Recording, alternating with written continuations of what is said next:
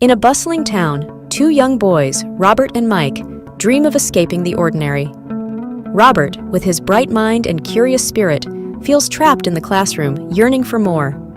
Mike, influenced by his unconventional father, rich dad, challenges the status quo, questioning the traditional path to wealth. Why do we spend all day at school learning things that won't make us rich? My dad says the same thing. He says school teaches you to work for money, not make it work for you.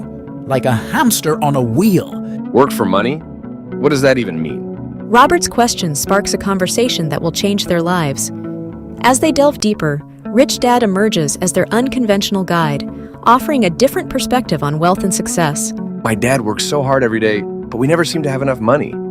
Is that what working for money means? My dad says it's like trading your time for someone else's dream. He wants us to build our own dreams, where money works for us instead. The boys navigate contrasting worlds. Robert observes his hardworking father, caught in the traditional system, while Mike witnesses Rich Dad's unconventional approach, building wealth through assets and calculated risks. The Rich Dad sees Robert and Mike. Ah, there you both are. Come, I have something to show you. Most people are stuck in the rat race, working for money that just disappears. They think their house is an asset, but it drains their money. Assets put money in your pocket, like businesses or rental properties. So how do we get those? My boy, that is something.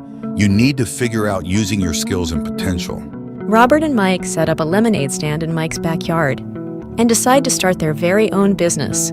Soon enough, money starts to pour in. This is fun, but it's hot work. Remember, we're not just making lemonade. We're learning to be business owners.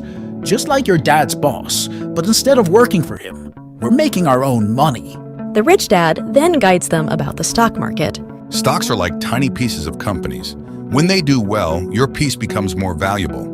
It's like owning a tiny part of a lemonade stand that sells all over town. Robert and Mike visit the library and develop the interest of reading finance books. I'm learning so much. This is way better than memorizing dates in history class. Knowledge is power, especially when it comes to money.